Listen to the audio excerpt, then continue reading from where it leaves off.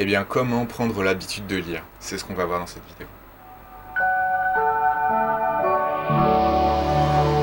Eh bien, bonjour, ici Damien pour Emilior, j'espère que vous allez bien et aujourd'hui, quelques petits conseils qui peuvent vous aider si vous voulez développer l'habitude de la lecture, qui n'est pas une habitude innée puisque quand on va au collège, au lycée, etc., on nous impose des livres, on n'a pas forcément envie de les lire et du coup on associe la lecture à une activité laborieuse et pas très agréable. Je pense que ça peut être bien de tout simplement court-circuiter tout ça, profiter de tous les bénéfices que ça peut vous apporter parce qu'ils sont innombrables en fait. C'est vraiment, à mon sens, la manière d'accumuler de la connaissance la plus intéressante. Alors quand je dis la lecture, ça peut aussi être écouter des livres, mais je veux dire voilà, c'est vraiment le fait de faire travailler son imagination sur tout ça, parce que voilà, même quand on l'écoute, on peut toujours imaginer les images.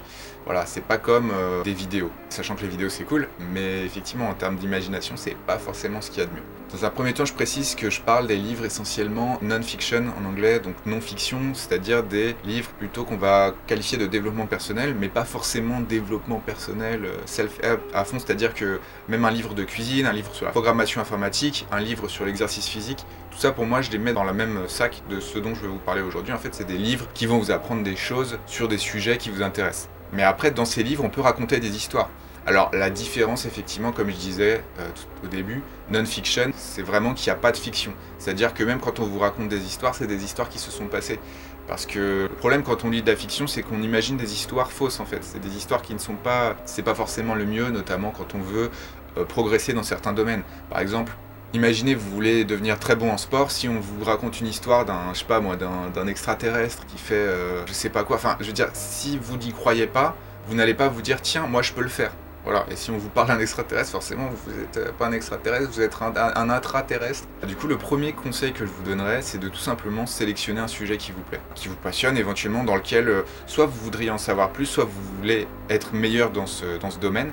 Mais voilà, vous choisissez quelque chose comme ça. Et je suis sûr que ça vous arrive déjà de regarder des vidéos sur YouTube, de regarder des émissions, éventuellement des choses, donc autour de ce sujet. À partir du moment où vous avez choisi ce sujet, vous allez regarder sur Amazon, en fait, les livres qui sont liés à ce sujet. Et idéalement ceux qui ont le meilleur score, c'est-à-dire un certain nombre d'étoiles avec un certain nombre d'avis. Comme ça, vous êtes sûr que c'est un livre qui est relativement bon. Mais c'est pas fini, ne l'achetez pas tout de suite, attendez. Avant de l'acheter, c'est un petit conseil que je vous donne en plus, c'est de tout simplement chercher le nom de l'auteur sur YouTube et d'écouter l'auteur parler, si c'est possible, si c'est un auteur contemporain. Vous allez l'écouter parler, vous allez en fait tout simplement vous rendre compte si vous appréciez l'entendre parler. Parce que si vous appréciez l'entendre parler, il y a de fortes chances pour que vous appréciez le lire. Après évidemment, il y a des exceptions, mais c'est quand même assez rare. En général, je veux dire voilà, on parle comme on écrit. D'ailleurs, quand on lit, on fait ce qu'on appelle la subvocalisation, c'est-à-dire que on parle, en fait c'est comme si on récite le texte à haute voix dans notre tête. Dans l'idée de lire plus vite par exemple, c'est vraiment nécessaire de se séparer de cette habitude qui fait qu'on va lire dans notre tête. Et c'est pas évident, mais d'ailleurs je vous en parle.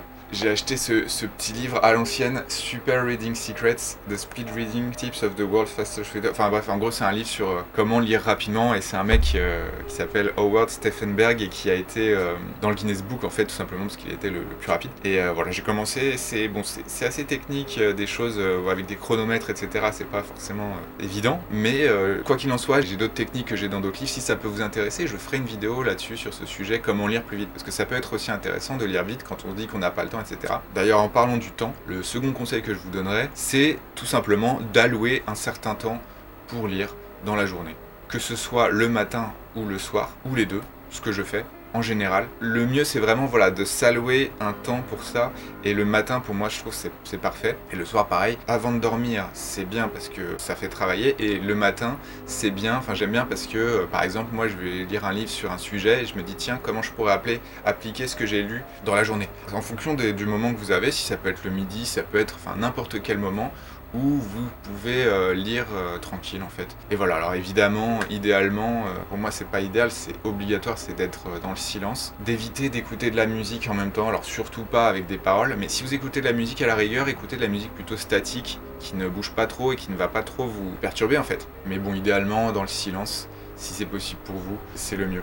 Et un conseil que je peux vous donner, du coup c'est dans ce livre-là que je l'ai appris, mais c'est avec le doigt, de suivre ce que vous lisez en fait. de le lire en fait avec l'index. Alors ça peut être l'index gauche, l'index droit en fonction de ce qui vous convient le mieux. Mais c'est vrai que c'est quelque chose qui fonctionne plutôt bien. C'est surtout pour aider l'œil si vous voulez. Du fait de fixer l'index, ça va être plus simple pour lui de suivre en fait tout simplement le fil de la lecture. Alors, je reviens à ce que je vous ai dit. Pourquoi je vous dis d'écouter la personne parler? Parce qu'en fait, on croit qu'il y a des livres qui sont super, qui sont géniaux. Il y a plein de gens qui vont dire ouais, c'est super, mais c'est pas pour autant que ça va vous plaire en fait. C'est-à-dire que c'est vraiment important à mon sens que l'auteur vous convienne en fait. Moi, c'est ce que je fais.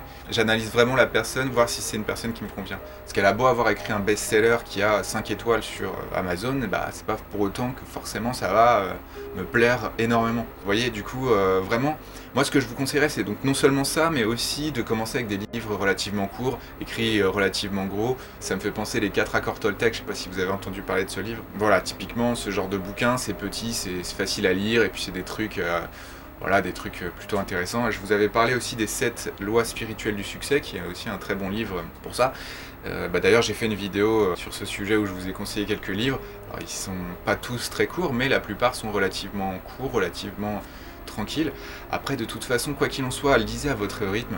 Franchement, commencez peut-être par une page, de 2 pages par jour, après 4, 6, 8, 10. Au bout d'un moment, ça va devenir un plaisir. Et ça, c'est vraiment pas évident dès le début, surtout si ça fait un moment que vous n'avez pas lu de livre, vous n'êtes pas tant habitué que ça à lire, ou alors vous lisez plus sur écran, ce qui est pas pareil. Moi, je vous avoue, je ne lis pas sur écran, je lis que des livres papier. Je supporte pas les écrans. Je supporte pas lire sur écran, je veux dire, même il m'est arrivé de trouver des livres en PDF, je ne les lis pas, j'arrive pas, j'aime pas.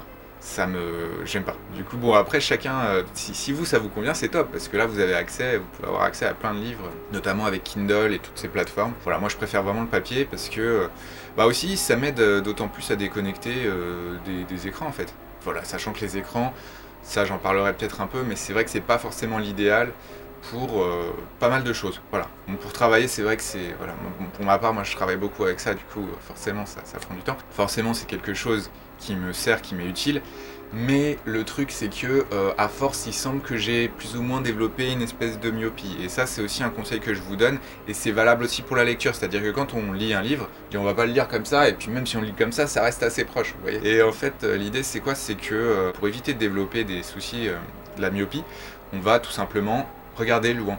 Donc en fait, ce que je vous conseille, c'est au moins, je sais pas, 30 minutes, 1 heure, de faire des pauses, que ce soit quand vous êtes sur un écran, quand vous êtes sur un livre, et de regarder au loin. De regarder le plus loin possible. Alors si vous êtes dans une ville, c'est pas évident, mais vous pouvez toujours aller dans une rue et regarder au loin dans la rue, vous voyez. Et ça c'est vraiment important parce que en fait ça va vous entraîner à muscler votre œil, enfin la mise au point, je sais pas exactement quel muscle fait ça, mais toujours est-il que pour vous donner une image, c'est un peu comme si votre bras vous le laissez comme ça, vous voyez, vous le laissez comme ça. Donc au début ça va quoi, au début ça passe, et puis au bout d'un moment en fait ça finit par fatiguer. Alors surtout si vous faites ça par exemple, vous voyez ce que je veux dire, si vous le laissez comme ça en fait, et c'est un petit peu comme ça quand vous mettez la mise au point tout près, bah en fait c'est comme si vous faisiez ça avec votre œil en fait. Et du coup au bout d'un moment ça le fatigue. Ça le fatigue et puis ça finit par le scléroser un petit peu. Enfin, je sais pas comment dire ça autrement, mais vous voyez, il va être bloqué dans cette position, quoi. Voilà, en fait, l'idée c'est que il faut bouger. Il faut bouger, et bouger l'œil, ça signifie regarder loin, en fait. Parce qu'on n'est pas fait pour regarder toujours comme ça à 1 mètre, 50 cm de nos yeux.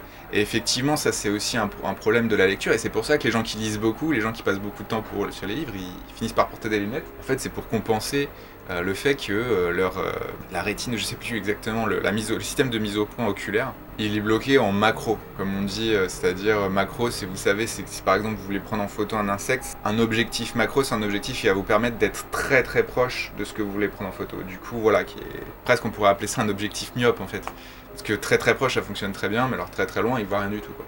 Objectif macro. Donc ça c'est les premiers conseils que je vous donnerai. Après vraiment, voilà, c'est une question d'habitude.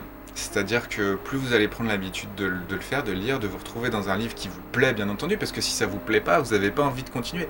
Ah, ça me fait penser, c'est comme une série, vous la commencez, et je veux dire, si ça vous plaît pas, vous allez pas regarder tous les épisodes, ça va vous saouler, c'est normal quoi en fait. Et dites-vous que c'est pas parce que le livre vous plaît pas, que le sujet ne vous intéresse pas, ou que le sujet n'est pas pour vous, en fait c'est juste que vous n'avez pas trouvé le bon auteur. C'est pour ça que je vous dis c'est important de trouver le bon auteur, et éventuellement vous allez passer par YouTube.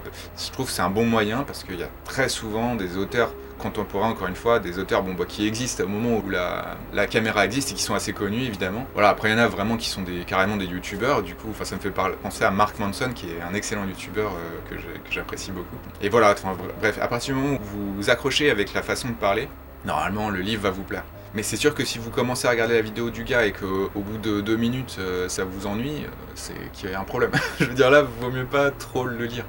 Parce que ce sera la même chose en fait. Il va lire. En fait, la lecture, c'est ça que je trouve assez intéressant dans la lecture, j'en ai déjà parlé, mais c'est le fait que les personnes, quand elles lisent, quand elles posent leur pensée sous forme de texte, elles réfléchissent vraiment à ce qu'elles disent, elles réfléchissent vraiment, elles retravaillent vraiment. Du coup, on a vraiment comme quelque chose d'assez purifié, d'assez travaillé, d'assez réfléchi. Je trouve ça vraiment intéressant, quoi.